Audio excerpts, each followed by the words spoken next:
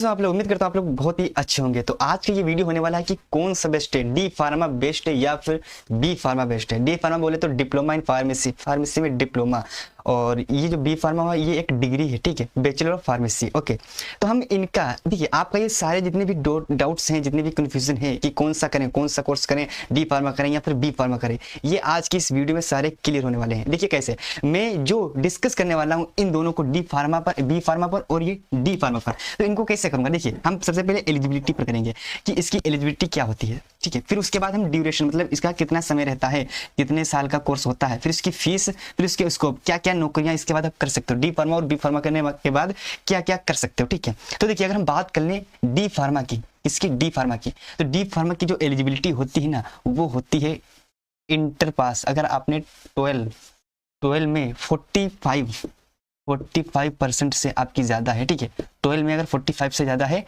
Percentage आपकी ज़्यादा है, तो आप इसके लिए एलिजिबल हैं। और आपको, आप किससे किए हो, जो आपका इंटर हुआ हो ना, वो PCM या बी, इससे अगर हुआ है, ठीक है, तो आप बिल्कुल एलिजिबल हैं। अगर आप डी फार्मा करना चाहते हैं, आपके पास फिजिक्स, केमिस्ट्री, मैथ्स या फिर बायो अगर आपके पास इंटर में थी और आपकी परसेंटेज जो है वो 45% से ऊपर है, तो आप इसके लिए एलिजिबल हो। ओके, अब हम बात कर लेते हैं ड्यूरेशन की। जो बी फार्मा है और डी फार्मा है उसको कितने साल का होता है, ठीक है। अभी हम पहले डी फार्मा की बात कर रहे हैं, अब उसके बाद हम बी फार्मा की बात करेंगे कि उसके लिए क्या क्या एलिजिबिलिटी होती है। अगर हम एलिजिबिलिटी की बात करें तो हाँ, इसके लिए क्या ये रिक्वायरमेंट्स होती है। इसके लिए अगर आप इसके लिए एडमिशन लोगे, ठीक है, इसके लिए आप अगर एडमिशन लोगे, कहीं भी लोगे, ठीक है, आप अगर यूपी से हो, उत्तर प्रदेश में हो, तो आपका जो बोर्ड रहता है ना वो BTEUP रहता है, BTEUP, ठीक है। तो अगर इसमें आप अगर उत्तर प्रदेश से हो, ठीक है, तो आपको GCAP का एग्जाम देना पड़ेगा। कौन सा GCAP का, तो GCAP का एग्जाम देने पर आपका, अगर आप प्राइवेट स्कूल में जाना चाहते हो, अगर आप प्राइवेट स्कूल में ले रहे हो, ठीक है, तो आपकी जो रैंक है वो कितनी भी आ जाए, कितनी भी जीरो ले आओ हो जाएगा, कितनी जीरो ले आओ हो जाएगा। और अगर आप सरकारी गवर्नमेंट स्कूल चाहते हो तो भाई आपको बहुत ही अच्छी मेहनत करनी होगी, ठीक है। GCAP का एग्जाम है, GCAP में एग्जाम में क्या क्या पूछा जाता है, देखिए GCAP एग्जाम में फिजिक्स पूछी जाती है, फिजिक्स पूछी जाती है, केमिस्ट्री और बायोलॉजी या फिर मैथ, ठीक है, या फिर मैथ, ठीक है, ये सब पूछा जाता है, ठीक है। ओके, ये GCAP के एग्जाम में पूछा जाता है। अब चलिए हम बात कर लेते हैं इसके ड्यूरेशन की। अगर हम डी फार्मा की बात करें तो इसका जो ड्यूरेशन रहता है वो 2 ईयर्स का रहता है। कितने ईयर्स का, 2 ईयर्स का रहता है। 2 ईयर्स में आप फार्मासिस्ट, एक रजिस्टर्ड फार्मासिस्ट बन जाएंगे, जिसके बाद आप बहुत से स्कोप कर सकते हैं। आप खुद का रिटेल फार्मेसी खोल सकते हैं। रिटेल फार्मेसी करने का बाद रिटेल फार्मेसी जैसे कि आप जो मेडिकल स्टोर होते हैं ना वो खोल सकते हो, या फिर होलसेलर बन सकते हो। होलसेलर जानते हो ना, एजेंसी, जिसको एजेंसी बोलते हो ना, जहाँ से एजेंसी दवाई ले जाते हो, जहाँ से सस्ती दवाई मिलती है ना, वो खोल सकते हो, ठीक है। और वरना अगर नहीं खोलना चाह रहे हो, अगर आपके पास इतना बजट नहीं है, आप जिसे डी फार्मा कर लिए, अगर बजट नहीं है तो आप किसी कंपनी में MR की नौकरी कर सकते हो, मेडिकल रिप्रेजेंटेटिव, ठीक है, उसमें भी अच्छी खासी रुपया मिलता है, ठीक है।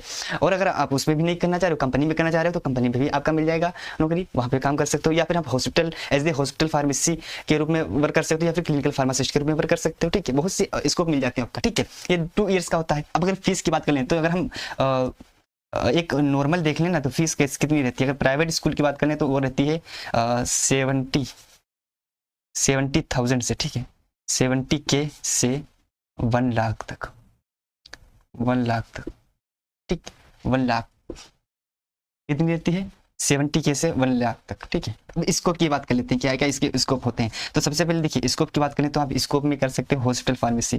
सबसे पहले आप रुको, सबसे पहले आप रिटेल फार्मेसी खोल सकते हो।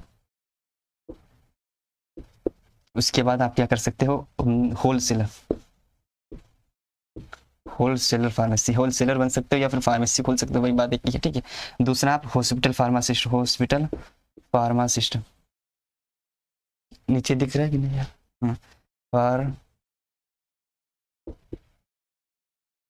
फार्मासिस्ट, हॉस्पिटल फार्मासिस्ट, या फिर क्लिनिकल, ठीक है, क्लिनिकल, ठीक है, क्लिनिकल फार्मासिस्ट के रूप में वर्क कर सकते हो, ठीक है। ये रहा किसका, डी फार्मा का रहा।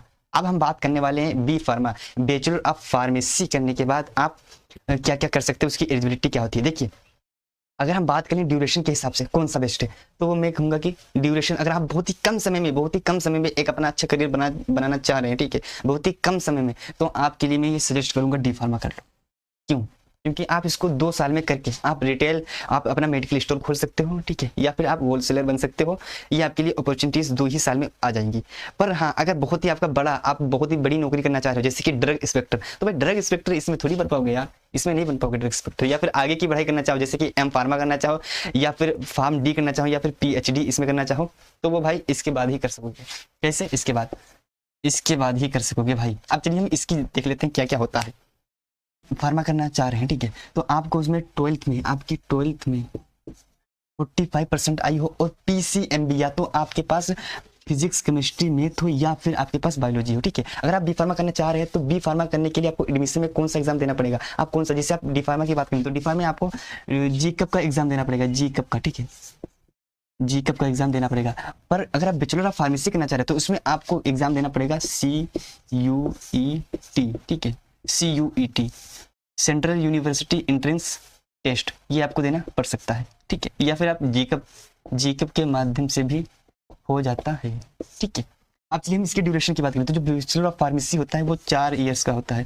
कितने इयर्स का? 4 इयर्स का होता है, ठीक है, कितने? 4 इयर्स का होता है, जिसमें +3 मंथ इंटर्नशिप, ठीक है। ओके, अब फीस की बात कर लेते हैं। तो सबसे मेन जो होता है कारण ना, वो बैचलर ऑफ फार्मेसी, उसमें होता है फीस। जो फीस होती है बहुत ही ज़्यादा होती है बैचलर ऑफ फार्मेसी की। तो इसकी जो फीस होती है वो पर ईयर की बात कर लें अगर तो 7,000 से, ठीक है, 7,000 से 1 लाख तक, 1 लाख से पर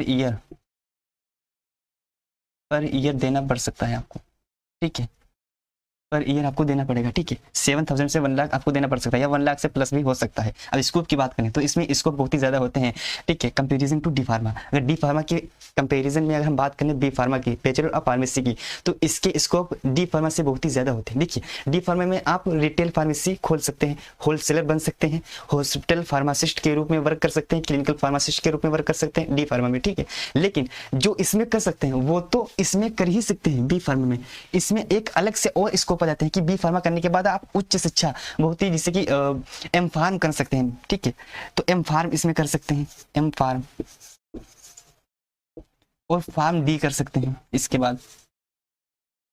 हाँ, अगर आपके मन में सवाल उठ रहा होगा कि अगर डी फार्मा करने के बाद हम क्या ये नहीं कर सकते, नहीं कर सकते जब तक आप बी फार्मा नहीं करोगे। हाँ, इसके डी फार्मा करने के बाद आपको एक लेटरल एंट्री मिल जाती है। कौन सी? लेटरल एंट्री, जो कि सीधे बी फार्मा के सेकेंड ईयर में आपको एडमिशन मिल जाएगा लेटरल एंट्री के माध्यम से, ठीक है। तो इसके बाद अगर स्कोप की बात कर लें तो इसमें आप एक एग्जाम आता है, उसको एग्जाम को क्लियर करने के बाद आप ड्रग इंस्पेक्टर बन सकते हैं। क्या बन सकते हैं? ड्रग इंस्पेक्टर बन सकते हैं। क्योंकि ड्रग इंस्पेक्टर भाई बहुत ही तगड़ी वाली नौकरी है, ठीक है। कौन सी तगड़ी वाली नौकरी है? इसमें जानते हो ड्रग इंस्पेक्टर में क्या होता है?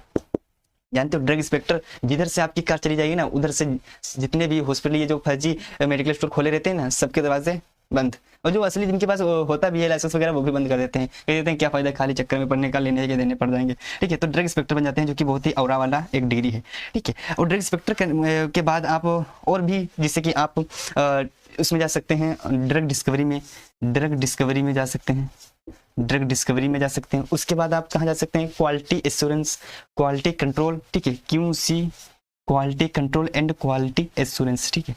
क्वालिटी कंट्रोल, जिसे जहाँ पे लेब वगैरह, जहाँ पे दवाई का चेकअप होता है, ठीक है, दवाई की जो टेस्टिंग की जाती है, वहाँ पे आप सकते हैं, ठीक है। तो ये था कुछ बेसिक डाउट्स। तो आपको, आई होप आपके साथ जितने भी डाउट्स थे वो सब क्लियर हो गए होंगे, ठीक है। तो आप कमेंट में बताना कि आप कौन सा कोर्स करने जा रही है। थैंक यू, धन्यवाद।